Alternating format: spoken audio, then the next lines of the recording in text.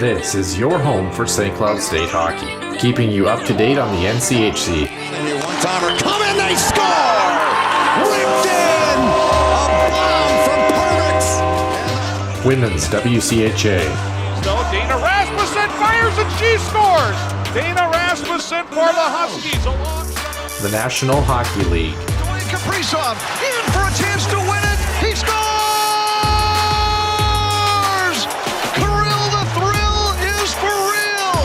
Welcome to the NHL, a game winner! And everything from the state of hockey. St. Cloud Cathedral is now 42.6 seconds away from wrapping up the school's first ever title. Welcome to the Huskies Warming House Podcast Den.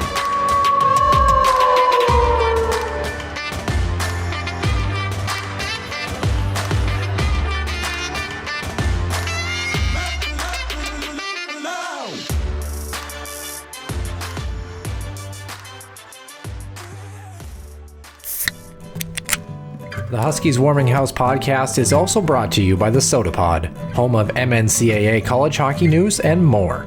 Stay wild and up to date with new episodes throughout every week. Find them on Apple Podcasts, YouTube, and other podcast platforms.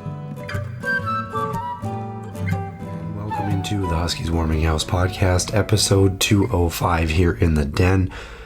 The original plan for Nick Maxon and I was to talk a little bit about NCAA hockey, specifically the first couple rounds of the tournament.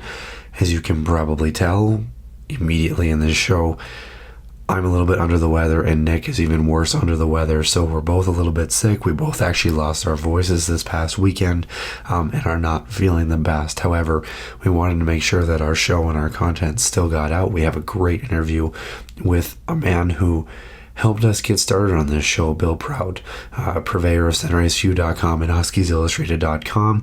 We wanted to get that content out and have listeners a chance to really enjoy it.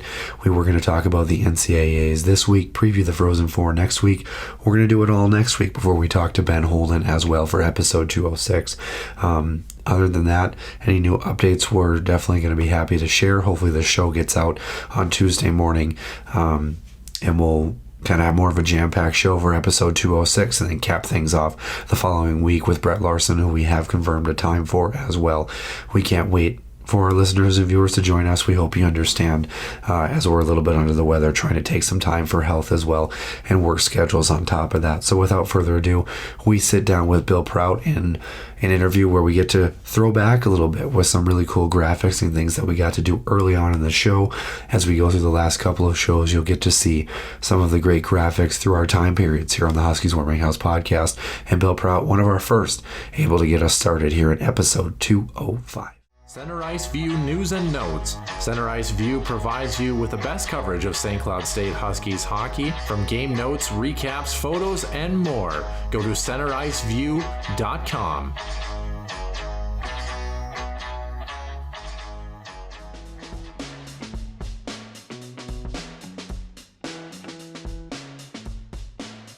Welcome into the Huskies Warming House podcast. Our first guest joining us here in our final episode, the purveyor of which we would not even remotely be here, or probably wouldn't have made it very far out of the gate.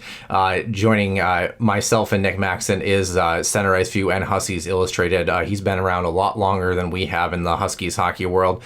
It's Bill Prout. Bill, it's a pleasure to have you here.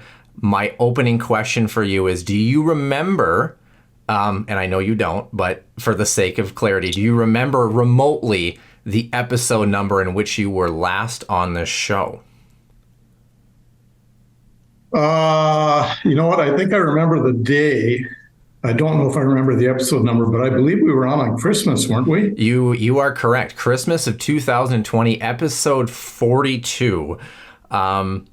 So yeah, we're pushing well into the 200s right now. So yeah, it's been a hot minute since we've truly got to discuss in person. Of course, we've DM'd via Twitter and things like that.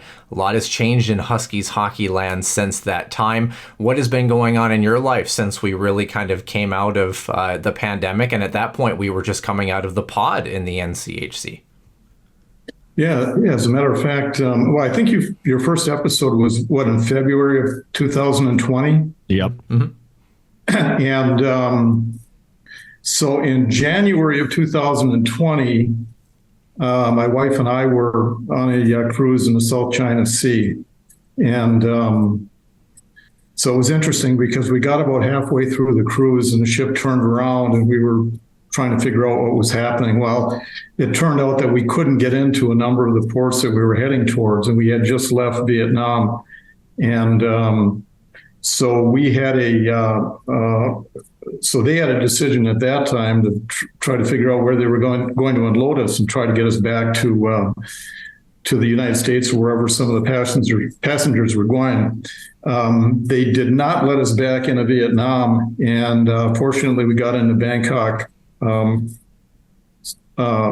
Thailand, and we ended up flying in the total opposite direction to Dubai, and then from Dubai to New York. So it was really crazy because in a matter of, I think, about 14 days, we literally flew around the world.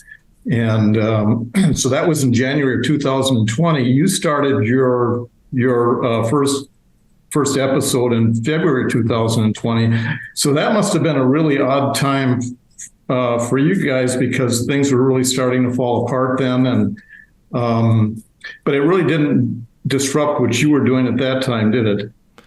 No, I mean, I don't think it really did, Nick. I don't know if you want to kind of speak on it. I remember, of course, if you want to be technical, our true first episode that never made it to air was tail end of January. So while you were cruising around and about 7 different seas at the same time, that was when we were hauling equipment down to the Herb Brooks National Hockey Center. A lot of it. Oh my gosh.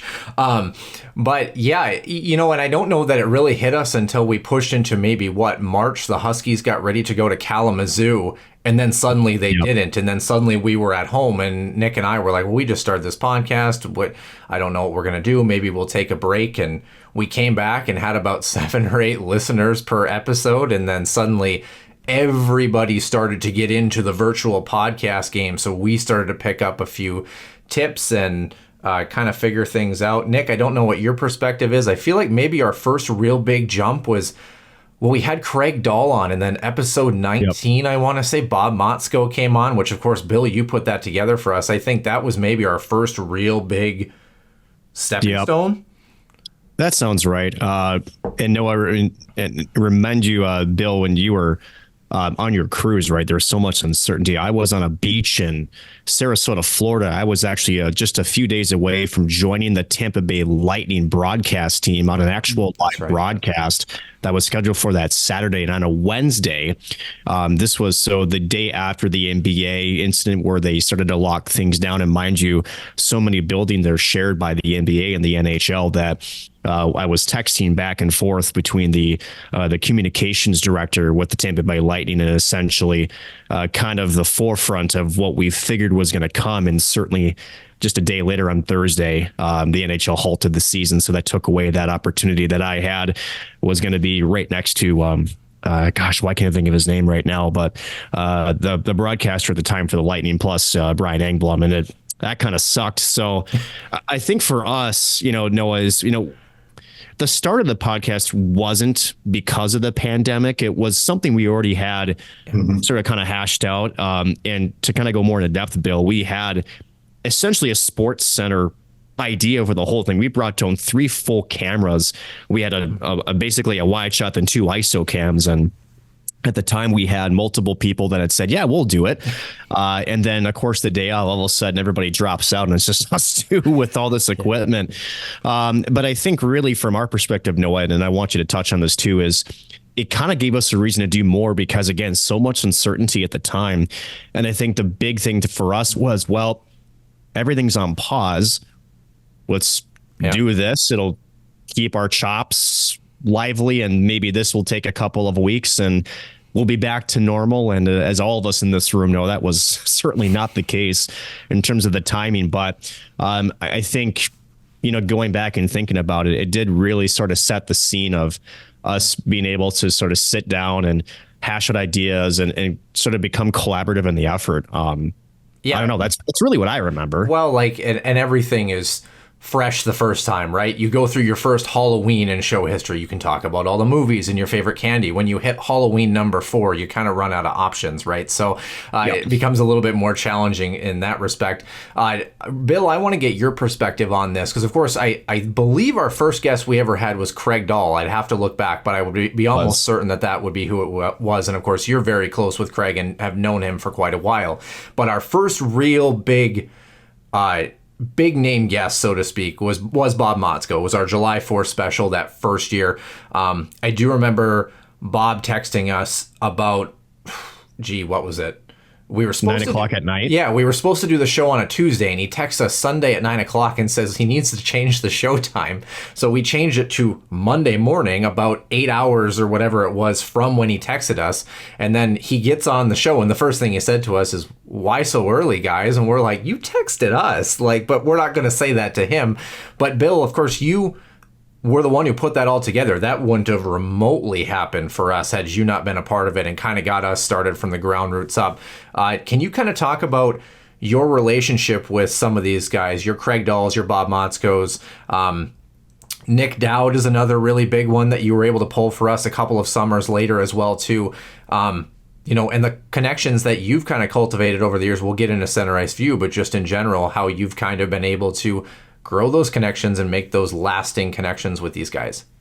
Well, I think another guest you had on early on was Brett Hedican. Oh yeah. Yep. I think we were able to get that arranged to get Brett to come on. But Brett is real good. He's very supportive of the program. He always has been, and he's always an individual. He's a Prout alum, and he's an individual you can always rely on to help out when needed. And he was great about it. And you had him on as a guest, but my involvement with the program goes back to the final year when they were at the NCAA Division III level. And that would have been the year that Herb Brooks came in. And I'm a guy that grew up on the Iron Range in Evelton, played hockey growing up, and had that historical background. Were you any good? I certainly wasn't a power forward because I was about 130 pounds. When I was in high school, I could really skate. I was probably one of the fastest skaters on the team. And the dumbest thing I ever did was I thought I was running back as well because I could run. And my first day of football practice, I blew out my knee, and subsequently had my knee wired back together, and it screwed up my entire senior hockey season. And I was probably a better cross-country runner and track guy than I was hockey. But I was, I could hold my own. I could skate. That's for sure. But in any case, Herb Brooks was the coach of the D3 team. At that time, my wife was working at the university. And by the way, she eventually became the assistant to the president and worked with 7 different presidents. So I had that connection with the university and a lot of the administrative people at the university. And there was a guy by the name of Bill Radovich, who was the vice president at the time, and he was also an Iron Ranger. And back in those early days, there really was a kind of an informal Iron Range club where a lot of the Iron Range people really were into hockey. But at that time, St. Cloud was really a basketball town. It really wasn't a hockey town. And then when Herbie came in, it created a lot of excitement. And so we started going to the games, and that was the year that Mike Brodzinski was a senior. So that was real interesting. And that caught my interest at that time. Well, Craig Dahl was the assistant coach, and when they knew there was a fan from the Iron Range, they really tried to nurture that relationship with them because they knew that they would be good fans of the program. There were a lot of Iron Rangers that were going to the games at that time, and I remember going to the rink, and it was out at the MAC. And I just wanted to go out and watch practice. And I walked in, and Craig knew my wife because she was in the administrative end of things at that time. But he floated a practice roster down to me, and ended up watching practice and, got to know Craig very well. And, really got hooked on on St. Cloud State hockey at that time. They had a real good year, the final year of Division III. And, after that, as they decided to go to the Division I level, they wanted to create a booster club for the program. And at that time, booster clubs were, very prevalent. They were very big. A lot of the programs had booster organizations, and this one was called the Center Ice Club. And was asked, to make a long story short, was asked to be part of the group. And at that time, did golf tournaments and banquets and raised money for the program and a lot of different things, some social events, and got the parents of the players involved. And it kind of morphed into a very formal organization that became a 401(c) nonprofit. Was probably one of the largest booster clubs in the country at the time. I mean, I think there was something like 700 members, and I eventually became president of the organization and couldn't get out because it was one of those positions where it was really a 300-day-a-year job. It really was. And I've always had a full-time job, but I probably had a little more flexibility in the industry that I'm in. And but it really encompassed about 300 days a year when you're planning for golf tournaments and beginning of the year banquets and away game trips and pregame socials and all that stuff, putting out some newsletters. And so that really embedded me in the program and St. Cloud State administration and the coaching staff. And Craig Dahl and I became really good friends. And then I got to know, all the assistant coaches, parents, players, because we would do a preseason parent get-together, so you get to know all the parents. And I got to know Bob Motzko through Craig Dahl, and got to know, like all the assistant coaches, like John Harrington, and geez, back in early days, Mike Hughes was an assistant coach. And it was fun because you got to know a lot of people. And then being involved in the booster club, you had 700 members. You would meet a lot of the fans. And so you really got to know a lot of the people, and you'd see people on the road.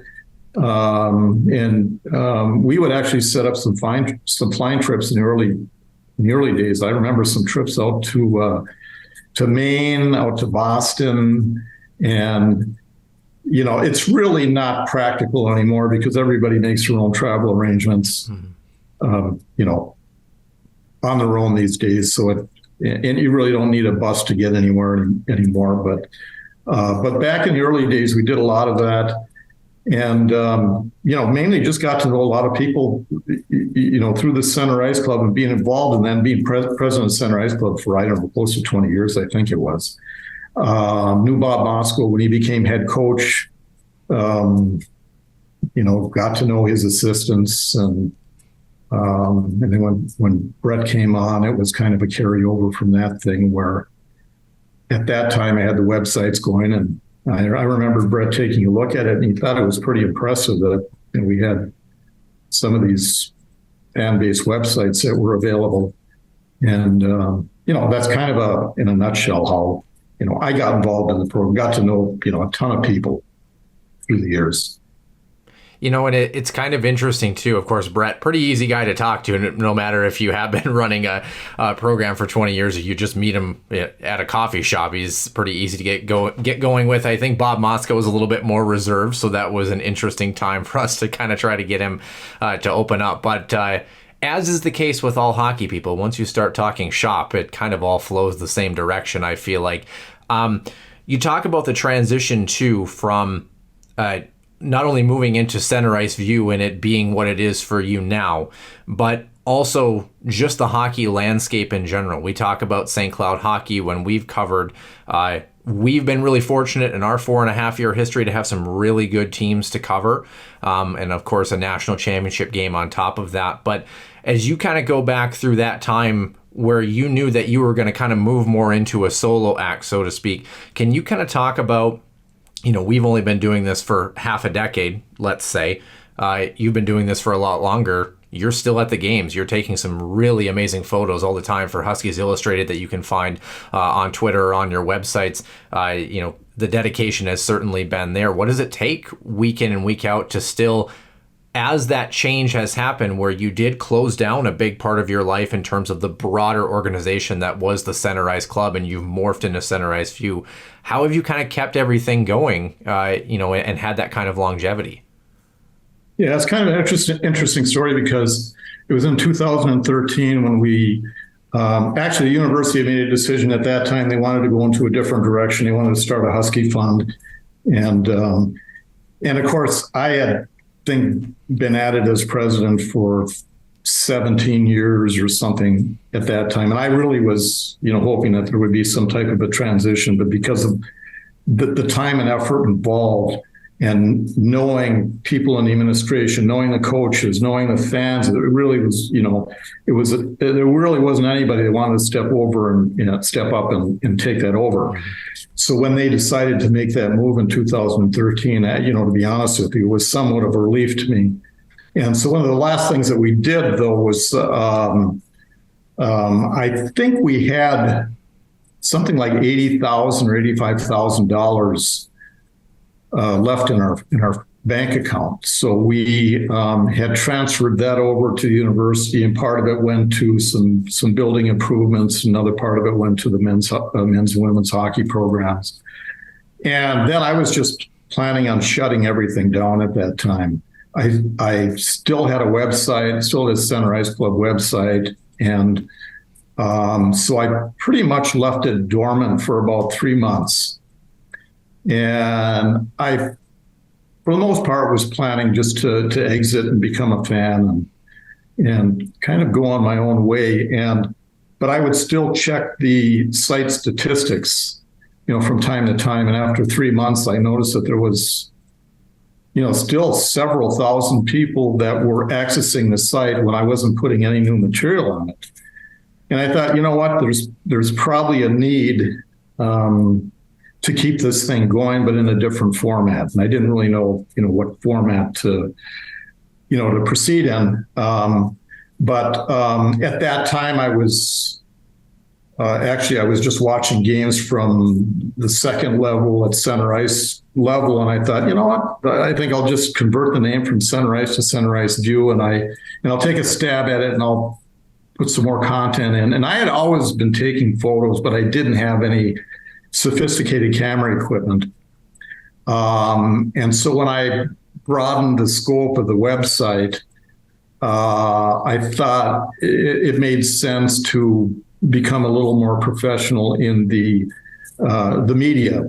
And I didn't want to rely on other people to provide that, because it was a little harder to do to beg people to give you photos and to get the right photos. And so I advanced to a better system of better camera equipment, and bought some good lenses, and pretty much just started out on that basis. And it was kind of a learn as you go situation. Spent a lot of time reading about, hockey photography and learning from other people around the league. And the NCHC was real good about it, because for the frozen face-off, I didn't have very good equipment, but they still allowed me in as with a media credential. And I looked around at what, the real professional type equipment they had. And I thought, I gotta step up my game. And, so I did that. And then as I got better at that end of things, then I started the photo gallery site. I started putting more content on my websites. And then I spun off to another website called Huskies Illustrated. Huskies Illustrated is that's a site that's really optimized for mobile devices.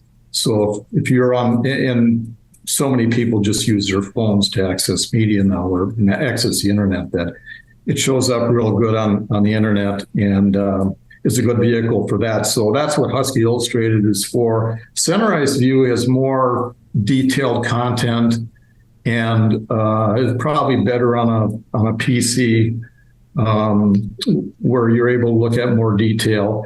And in addition to that, then I do have the View from Center Ice blog, which kind of feeds into both of them, and stories, flow into both Huskies Illustrated and Center Ice View.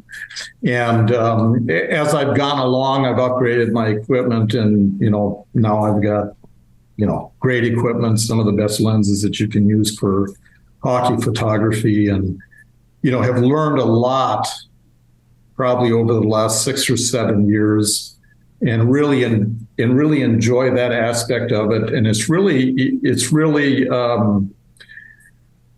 a lot of fun, a lot of interesting for me. It's been very interesting for me. And my problem is it would be very difficult for me to sit at a game. It's tough for me to do. I have to be active. I have to be doing something. So it's a vehicle for me to stay active during the games.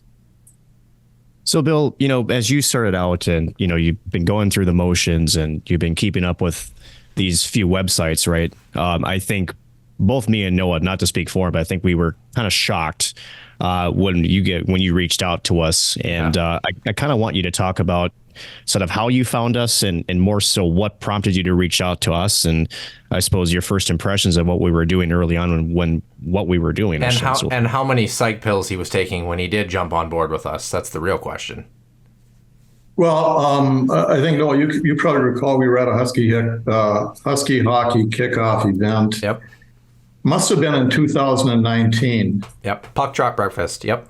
Yeah, puck drop breakfast, and I think Dave Reichel introduced you to me, and yep. And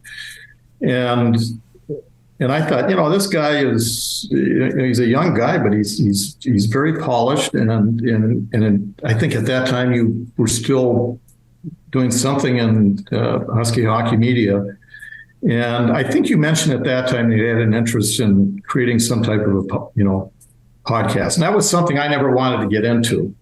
I mean, that's just an area that didn't have an interest to me. I didn't want to throw anything additional on my plate. I'm not sure that I am organized enough to do that. You have to be diligent about it. But I think it just transitioned into a thing that I thought would be very helpful for the Center Ice View website. If I could actually latch on to your product and use that maybe to attract more, more viewers to what I was trying to do. And I know we had some very early discussions, and you didn't quite know, the direction that it was going to head in. And you were trying to bounce things off me. Well, I'd never done a podcast before, but I had been involved in promoting the websites and that type of thing. And I tried to, avail you of some advice that I had. And I just felt that, I was impressed with you. And then when I got to know, Nick, of course, I was very impressed with him. And I thought this was something that would have some legs to it.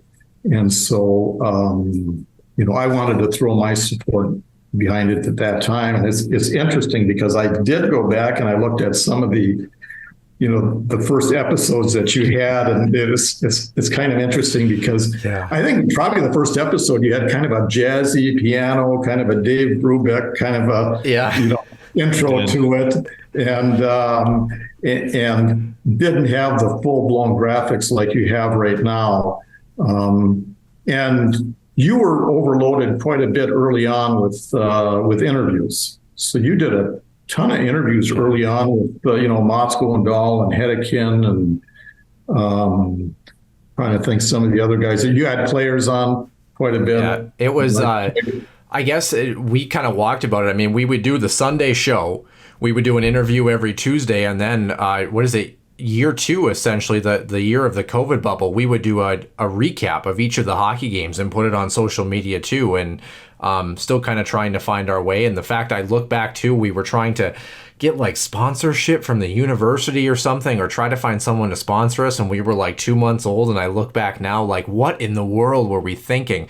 But, at the same time, and Bill, I guess I'll throw this out here. I mean, you're the only one in show history still that has given us any sort of true financial compensation for what we've done. And that allowed us early on to get the startup that we needed. And I think, you know, especially as we've gotten out of college and you take a look at college kids and a lot of the great things that KVSC does, UTVS, everything like that, everybody's coming up with new ideas. I guess in my mind, like you said, something you thought that maybe had legs, but at the same time, when did you really think like, I'm going to like throw these guys a bone? I'm going to truly invest in this product and let it kind of run with what it is. I think the thing that impressed me was that even after a couple of the early episodes, you were both very organized. I mean, you were very prepared. So when you did your podcast, you could tell that you did your homework and you knew what you were talking about. And I thought these guys are really organized. They're very well prepared. And especially when you did some of the early interviews with Coach Dahl. Now, Coach Dahl had, coached 20 years prior, but you still did enough of your homework to ask some of the appropriate questions and to, do a very good interview. And I thought, at that time that just based on the fact that you were so prepared and put together such a polished a podcast after just a few episodes, it was something I wanted to, throw a little financial backing behind just to get you guys started. And believe me, I've been at this thing for 25 years or 30 years or whatever it's been, and it takes a lot of resiliency to keep going. And to do 202 episodes and to take the time on Sunday night to do this week in and week out for 4 years is unbelievable. To be quite honest with you, I didn't think it would last for 4 years because I thought you'd get burnt out, because the podcast that you were doing, it did involve a lot of work, and you had to be very prepared. And everybody has something else to do in their life, and to put that much effort into it on a Sunday night, it takes a lot of time, a lot of effort, and I really wanted to see it to succeed. So back in those early days, I was promoting it quite a bit on Twitter, but it turned out to be an excellent product, and the technology and the graphics and the both of you become much more polished over the years. So you look at some of the early episodes and you look at, how smooth everything flows now. It's very amazing. And you two have had a lot of resiliency, and I just give you a lot of credit for the staying power that you've had over the last 4 years. Pretty nuts, right, Noah, when you think back to, and again, I think the resiliency part, Bill, is a perfect sentiment, because there were times early on, even after we did big interviews with Craig Dahl and Motzko and some of the players. And I don't know if we really knew what the path looked like forward for us, right? Because do we still really know? Yeah, well, we do now. Yeah. But, at that time, though, because it really, the COVID era, if you want to call it, right? We really thought, okay, this is just an avenue when, we didn't know how long it was going to be. It was our way to be able to talk hockey, to do things broadcasting wise that we couldn't do at the time. And I think we thought, no, and I'm not sure if you felt the same way. And I'm still trying to remember the exact conversations that, again, we didn't expect it to last that long. So we kind of figured, okay, we'll use this to kind of get through it, then kind of jump back on the normal schedule per se. And again, nobody knew that it was going to be how long it was, over a year. And, we got some traction, we stuck with it. And then when you jumped in to provide us some backing, we're like, oh, okay. So somebody's taking notice. Maybe this is our own thing. Maybe we continue to do it. And then I think some other messages came through Twitter too, right, Noah, that had mentioned that, there were some other folks that had done podcasts in the past, and, this is really filling a much needed void that we've been missing for some time. And, when we started to get some feedback, I think that's really what drove us to continue forward, Noah. And maybe I'm going to punch this back to you, Noah, and that is, I think once we got that, right, just a couple of people that said, hey, really like listening to you. This is, kind of filling my Sunday mornings, and I couldn't watch the game. So this is really giving me a good recap. I think that for me, and I think for you too, Noah, was the spark that said, okay, we're onto something here, right? Yeah, definitely. When we moved into the pod, I think we started to do our game recaps, because the beautiful thing about the pod and COVID, if there's anything great that came out of it, it allowed us to essentially sit at home on our butts and watch hockey all the time. And it gave us a chance to kind of create that opportunity, and of course, you look at what Mick Hatton does, right, with the Rink Live now as well, too, and our former colleague in Sid Wolf, who was at KVSC. Not to say, of course, Mick and then Bill, yourself, also had a way bigger footprint than we ever did and will ever have. But it was also, I felt like we were the first one to maybe move into the podcast avenue and just create a little bit of traction. Then you started to see the Rink Live suddenly had a podcast. Then you started to see, all these college hockey outlets started to kind of move that direction too. And we kind of felt like we were a part of that. And we had a lot of, we met Ben Holden that way, straight out of the pod actually as well too, which is awesome. And we'll have him on as well. But I guess the one thing that I wanted to point out, and this is kind of my final question, and it has a bit of an anecdote to it. Bill, I remember that conversation clearly. I was at work in between switching majors when the pod was just getting started, and you sent me a big long message, and it was a big thing about, I hope you guys are doing well. Here are some things I'm noticing, and you mentioned it. You're like, I wouldn't be surprised. Like, don't be surprised if you get a year or two into this thing and you don't want to do it anymore, or your life takes over and you get a little bit burnt out. And I remember reading that and I'm like, oh, there's no way. Like, it's so easy to cover hockey. Like, we love this. This is amazing. And now we get to this point. It's like, yeah, he was right. He was totally right, at how much dedication it takes. And Bill, my final question is maybe a bit of a more somber one, but we've had a lot of really great moments on this show, as you've known, and we were way bigger into the Twitter game early on, for good or bad.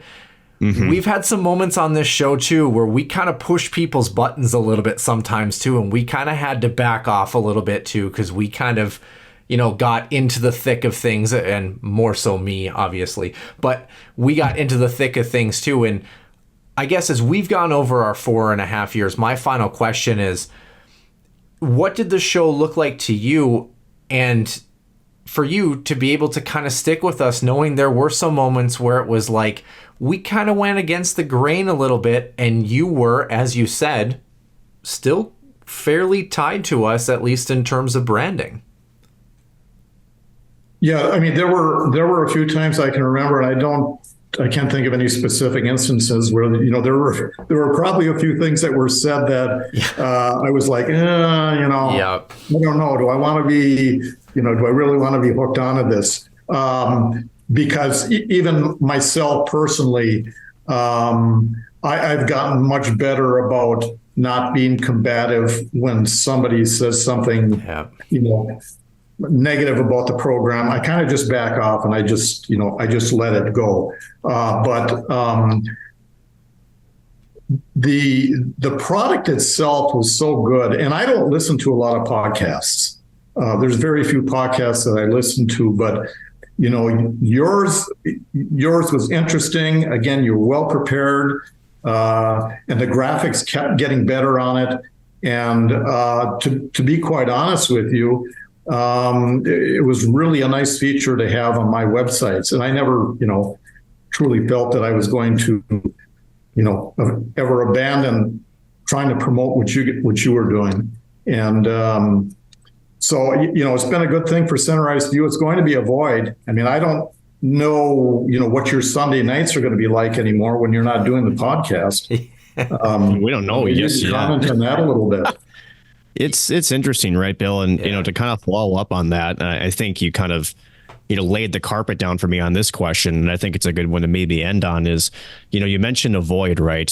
I don't know if me and Noah look at it as, this was enjoyable for us in terms of being able to cover the sport, to be able to cover this particular program, and more so to have the interactions with the coaches, the players, the fans. And it was all one big, silly, dysfunctional, but happy, fun, hockey-loving family. Gosh, that was a mouthful. But I mean, truly, seriously, I mean, it was an honor and a privilege to do this.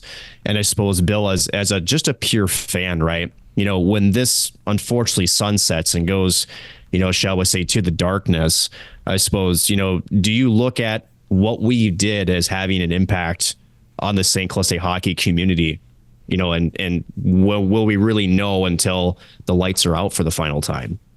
Well, I definitely think there'll be a void, because I think there's more fans than you really know that look forward to listening to your podcast every week.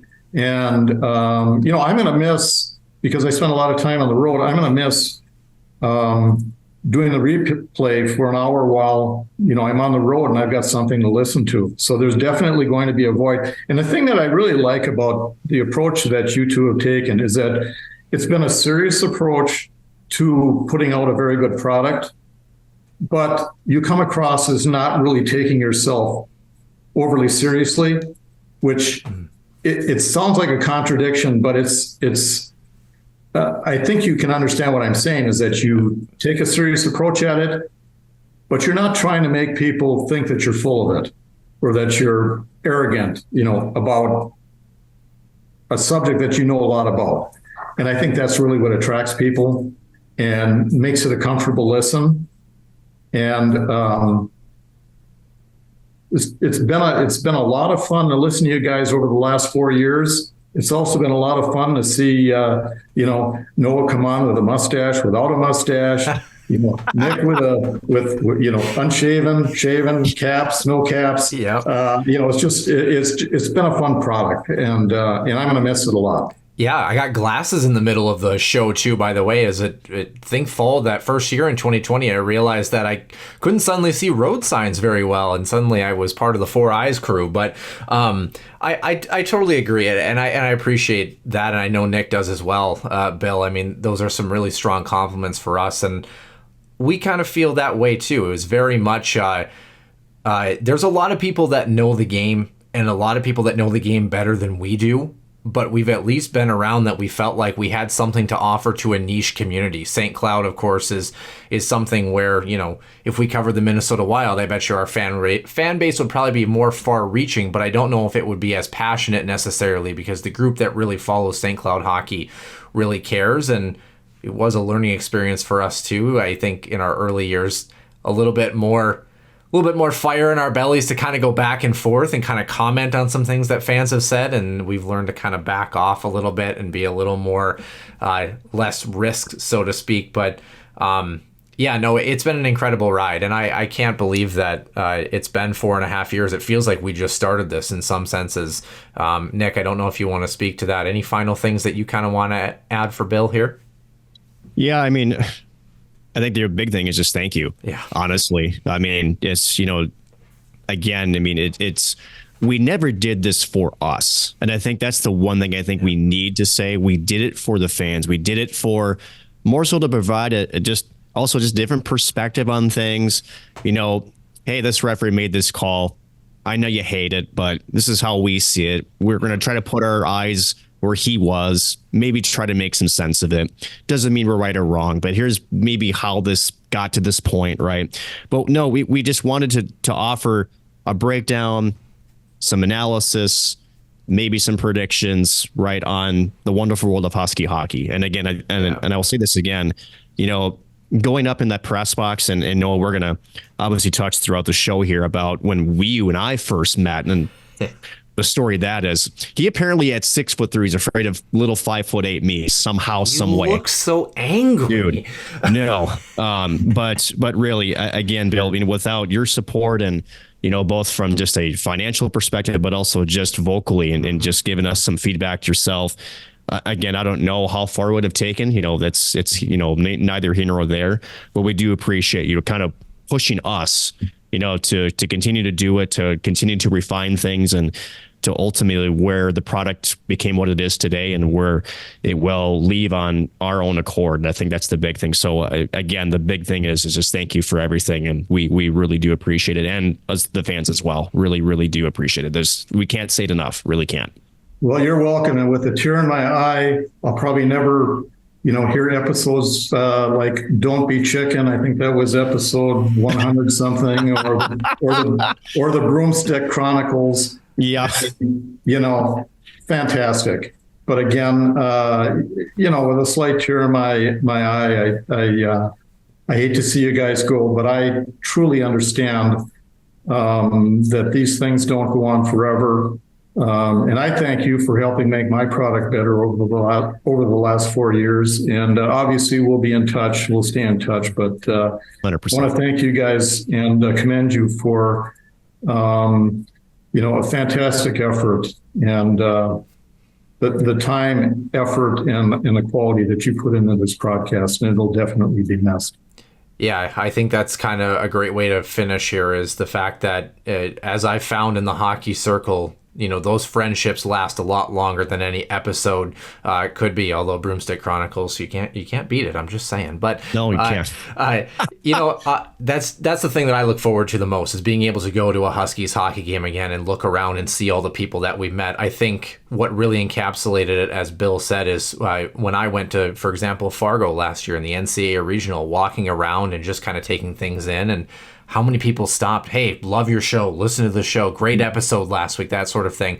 And you don't really get a feel for that necessarily until you maybe walk around a concourse and you're really in the building, especially from my perspective, being away from it a little more than you guys are. And it's definitely going to be missed, I think, for both of us. And it never would have been started without you, Bill. And as Nick said, I echo that sentiment. Thank you so much. And we do look forward to talking to you in the future. So with that being said, we're going to move on to the next portion of our show. Bill, wishing you the best of luck. And if you're getting a chance, check out at Center Ice View and at Huskies Illustrated on Twitter, X, whatever it's called now. It's some great, fantastic photos. I think my final thought here, Bill, when we let you go, thanks for letting us steal all of your photos in the early days. That's the biggest thing. Yeah.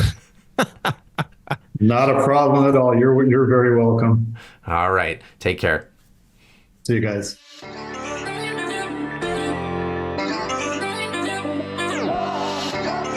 One-timer coming, they score! Ripped in! A bomb from Pervix! So Dana Rasmussen fires and she scores! Dana Rasmussen for the Huskies alongside Dwayne Kaprizov in for a chance to win it! He scores! Kirill the Thrill is for real! Welcome to the NHL! A game winner! Cathedral is now 42.6 seconds away from wrapping up the school's first ever title.